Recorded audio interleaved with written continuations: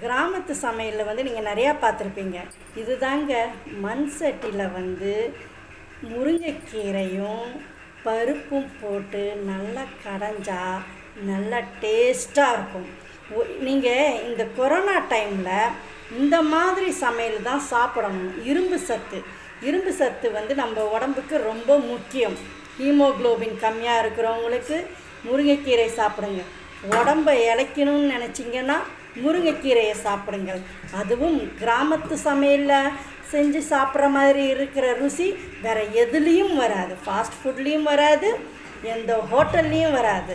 அதனால் ஒரு மண் சட்டியில் முருங்கைக்கீரை, கடலைப்பருப்பு, பூண்டு, பச்சை மிளகாய் எல்லாம் போட்டு கடைஞ்சி நல்லா சுட சுட சுட சாதத்தில் போட்டு சாப்பிட்டிங்கன்னா செம டேஸ்ட்டு. செம புரிஞ்சுதுங்களா?